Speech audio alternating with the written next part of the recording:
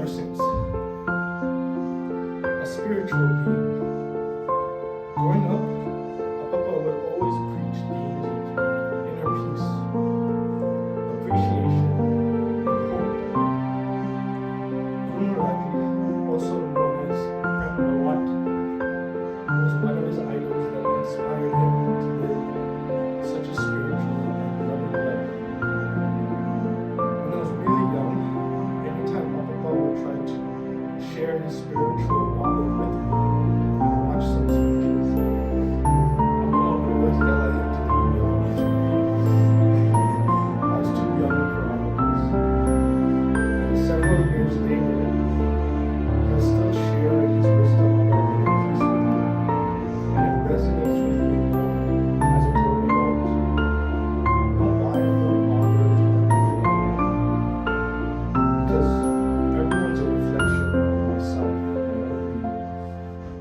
To be patient with anyone is to be patient with yourself. I have no enemies, is what he told me. And I really appreciated how he treated everyone, his friends and his family. A big family. He was responsible for creating such a big and large, loving family. A family where I was blessed to have so many aunts and a loving uncle that were able to take pages from his book. His blueprint was always to be there for his family, and he passed that down for generations to come, to my generation and to his great-grandchildren's generation. Mr. Dinky. Papa would always be the type to call me into his room and talk to me and share his wealth of knowledge. A few months ago, when I sat in his room, he needed some help from one of my uncles, Linga Mama, to find something. Mr. Lingam, he would always call him to his room. Mama would always say to see if his to-do list for the week. His first priority was for Papa to eat lunch on time.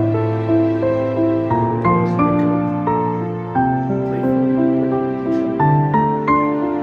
Papa would agree to eat. Linga Mama looked after him like his own family, not just his father-in-law. And I want to thank you for sacrificing so much to look after me. That day, he whispered in my ear that he loves Linga Mama like his own son. And he wouldn't give anything but his time. Tokens and gifts of love. Whenever I'm with Papa, he always wants to grab something from his room and gift it to me. And I notice it happen more often this last couple of years. He'll tell me to try on one of his suit jacket, and it will be all the way to my knees. He'll say, I think it fits. He'll give me watches of his because I would never come wearing any of my last gift found in an inner peace. A book on inner peace. He put it on top of his medical kit. Notice it said, preparing for kidney failure. And he told me to write down his name and the date that he gave it to me. So I started getting concerned that these were gifts for me to remember him with. Speaking of gifts, a week ago, my sister gave me a very sentimental gift. She knows from time to time that I struggle with missing my own father. The gift was a Lion King figurine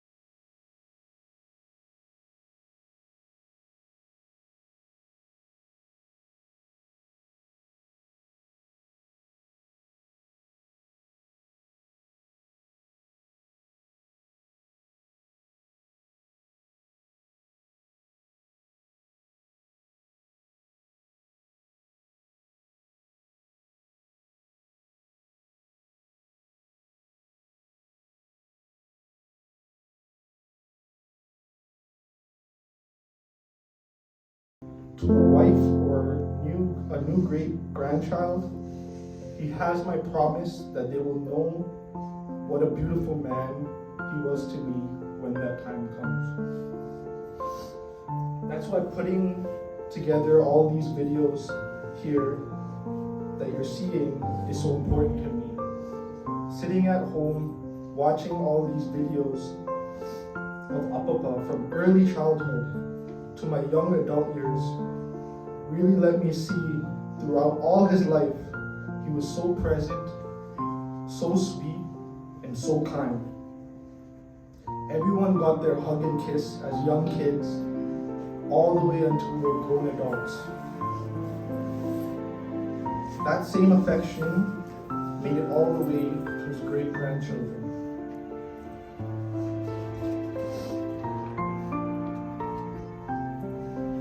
I just want to close by saying that we always want good things to last forever, but there's beauty in that it doesn't.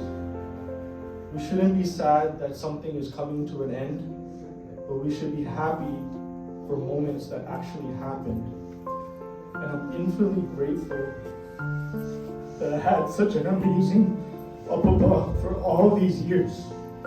And I'll be sure to pass down all the good things he bestowed on me to future generations to come. I love you, Apapa. Thank you. உங்களிடத்தை பிடித்தார். நான் இலங்கையின் கிழக்கு பகுதியில் பிறந்து வாழ்ந்த நான் கார்த்திக் என்ற இடத்துல எங்களோட சின்ன சின்ன கிராமங்களுக்கு இவரோட சேர்ந்து அங்கே அமர்ந்திருக்கிறார் பாலச்சந்திரன் அவர்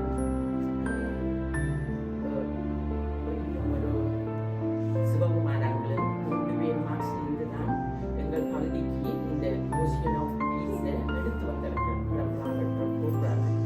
முதல் எனக்கு நல்ல ஞாபகம் இருக்கிறது.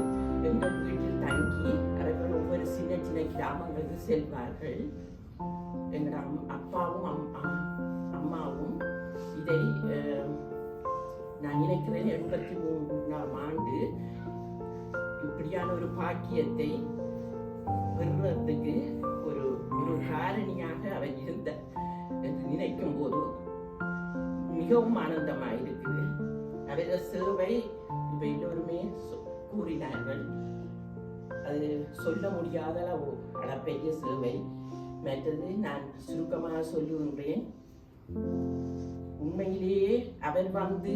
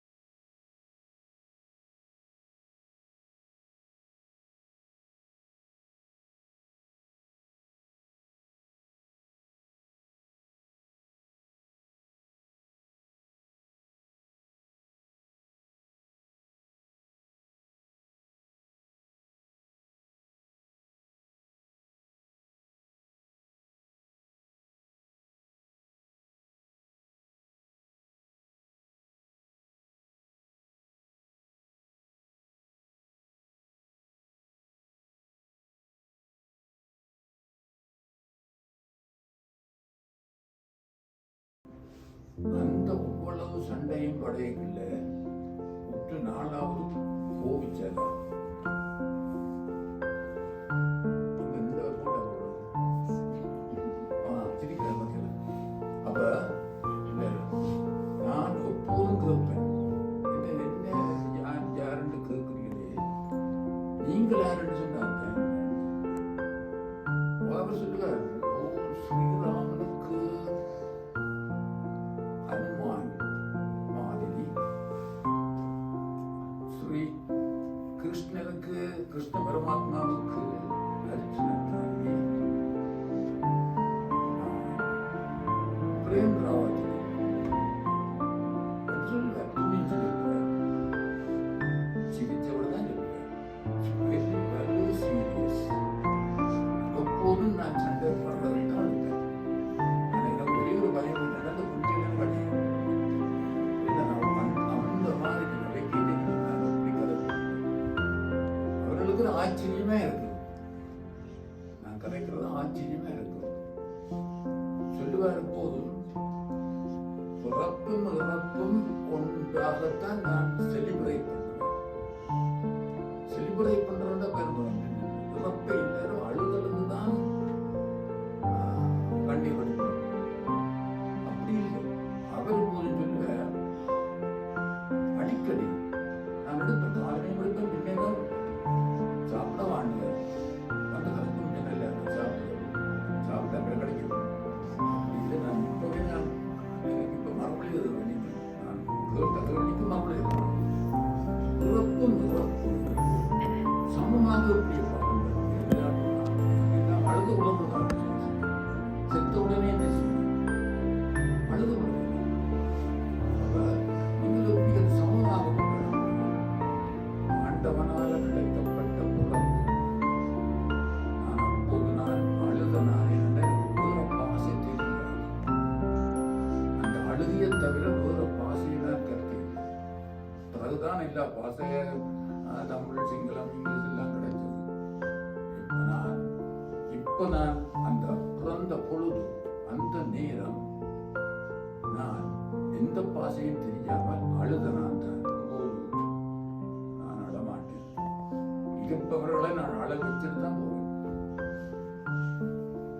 இவர் போட்டாரோ, ஐயோ இருந்திருந்தால் அதை கதைப்பேன். அந்த சொல்லிச்சின வந்து கதைச்சினோம்.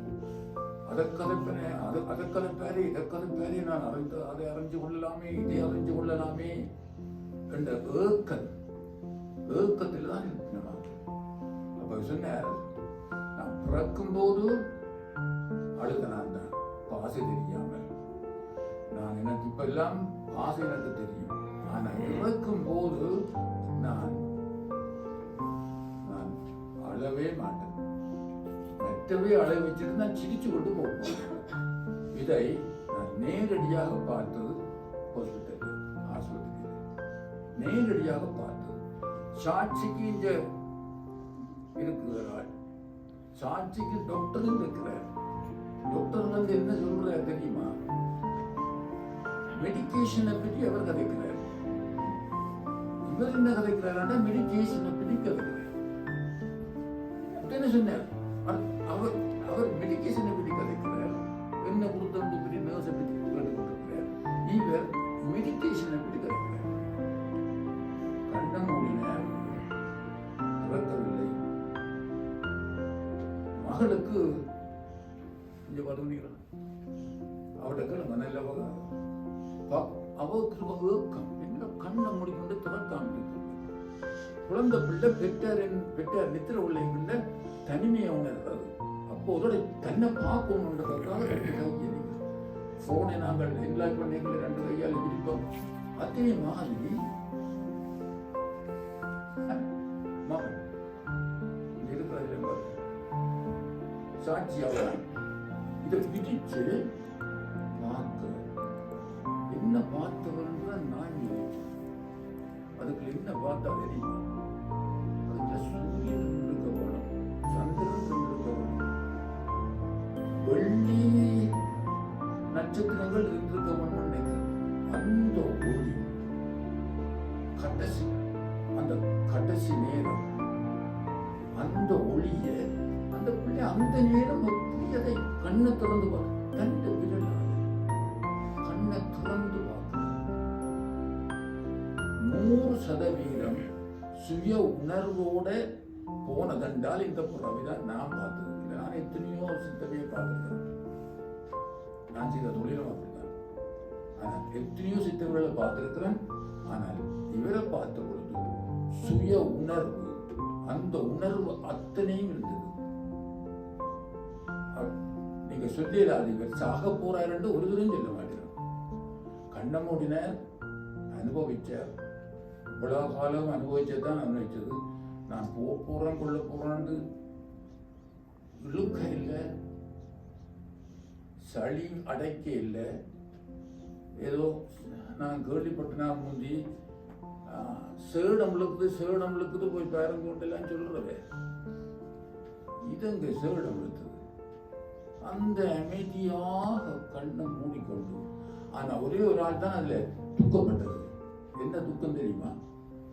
ஐயோ தன்னை பார்க்க இல்லையே இருந்து மகள் அவக்குள்ள வீட்டை கொண்டு நான் பார்க்க போறேன்னு சொன்ன ஆள் மகள், நான் வீட்டை வச்சு பார்க்க போறேன் என்று சொன்ன ஆள். அதுல பார்க்க என்ன அமைதியாகப்பா, அந்த இறப்பு அப்படியா அமைதியா? நான் பார்த்துட்டேன். ஓஹோ, இவர் எனக்கு சொன்ன இறப்ப நான் கடன் இல்லாமத்தான் இந்த உலகத்தை விட்டு நீங்கினேன். கடனாக போக மாட்டேன். இந்த பூமிக்கு நான் கொடுத்துட்டு கடன் இல்லாமல் போற மாத்திரமில்லை, உங்களை சுத்தி தான் நிற்பேன். உங்களை சுத்தி தான் நிற்பேன். இப்ப வந்து சுத்தி கொண்டான் இருக்கிறேன் நினைக்கிறேன். அப்ப அன்படியே நடந்தது. மிகவும் சந்தோஷம். நானும் பிறப்பை எந்த மாதிரி அனுபவிப்பேனோ அதே மாதிரி தான் இறப்பையும் அனுபவிப்பேன். அதை நினைக்க நான் சண்டை படுறதை என்னத்துக்காண்டா இவர்கிட்ட இருந்து பொறுக்கலாம். அப்ப நான் அவருக்கு நடுக்க சொல்றேன், நான் அவரை பொறுக்கியப்பா, நான் எடுக்கிறேன், என்ன கோவிக்க கூடாது, நான் இப்படித்தான் கதைக்கிறேன். நான் கதைப்பேன். ஏனென்றா உங்கள்கிட்ட இருந்து நான் சில விஷயங்கள் சொல்றதுனால பெற்றது அத்தனையும் பதியப்பட்டிருக்கு. நான் பெற்ற அத்தனையும் பதியப்பட்டிருக்கு. அவர் சொல்லுவார், தான் பெற்றிருக்கிறேன். அந்த காலத்துல சொல்லி இல்லையா அப்படி. இந்த காலத்தில் என்ன சொல்றார் என்றால், வேலை அந்த காலத்துல வேலை என்றார், அது வேறு. இப்ப மனைவி, அந்த காலத்துல மனைவி பிள்ளைகள் எல்லாம் சொன்னது. இப்ப என்ன, நான் எல்லாரையும் பெற்றிருக்கிறேன், அதுதான் என்ன பெற்றார் என்று சொன்னாங்க. பிள்ளைகள் பிறக்கிறது அதை பற்றி இல்லை. அந்த பிள்ளைகளால் நான் அப்பாவானேன், அந்த பிள்ளைகளால் நான் தாத்தாவானேன், அந்த பிள்ளைகளால் நான் மாமாவானேன், அந்த பிள்ளைகளால் நான் பூட்டன் அவன். அப்ப எனக்கு அது பெற்றதுதான். நான் பெற்றவை அவைதான். எனவே எல்லோரும் என்னை பெற்றார் என்று சொன்னது சத்தியான சொல்லு. நல்ல வடிவாக விளங்கப்படுத்தே இல்லை. நான் சண்டை போடுறதுதான், எப்போதும் அவரோட சண்டை தான். இந்த பிள்ளைகளுக்கு தெரியும், நல்ல கேட்டுக்கொண்டிருக்கணும். எனக்கு ஒரு பயம் வேணும்னா இந்த பிள்ளைகள் எனக்கு சண்டை போடாதுலாம். தவப்பனை பேசுறேன், இதை சண்டை போடாது, சிரிக்கணும், பேசவில்லை. என்ன ஒவ்வொரு இதயத்துக்கு தான் போகுது, தலைக்கு போகாதான். கேட்கறதுக்கு எதுவுமே இல்லை, எதுவுமே இல்லை. சொல்லுவார், உன்ன முதல் அவை, உன்ன முதல் அவை, நீங்கள் உங்களை அறிஞ்சிட்டீங்களான். ஓ, நான் எல்லாம் அறிஞ்சிட்டேன், வந்துட்டேன். அப்ப நீங்கள் எங்க போறீர்கள்? போயில்லை. நான் எங்க போறது? நான் எங்க போறது?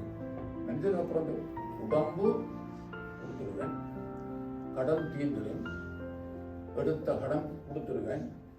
நான் கடன் இல்லாமல் நான் இந்த உலகத்தை அமைதியாக நீக்குகிறது.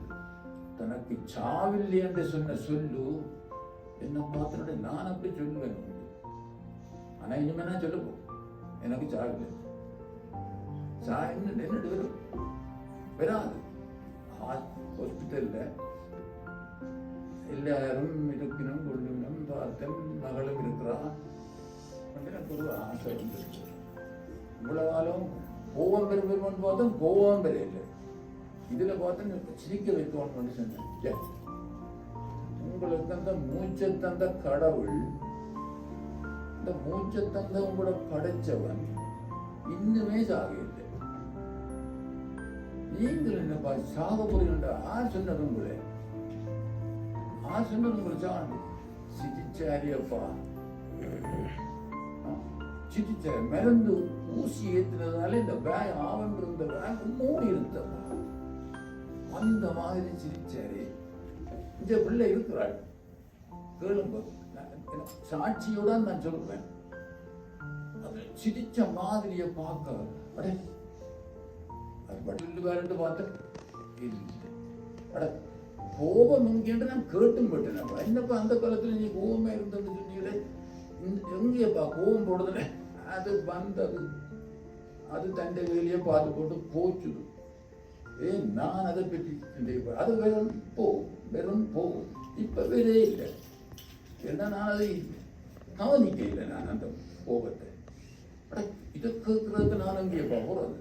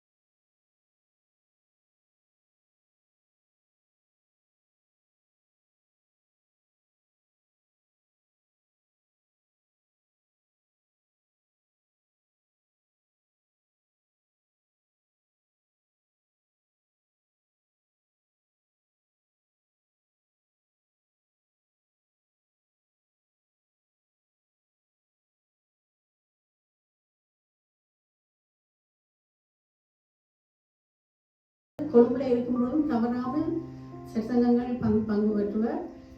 அந்த பில்லர்ஸ் ஆஃப் ஆர்கனைசேஷன் என்று சொல்லலாம். அதனால் அந்த தூண்கள் ஒவ்வொரு தூணாக இல்லாமல் போய் கொண்டிருக்கின்றது பயமாக இருக்கிறது. இந்த ஆர்கனைசேஷனுக்கு இருந்திருக்கிறார். நன்றி, வணக்கம்.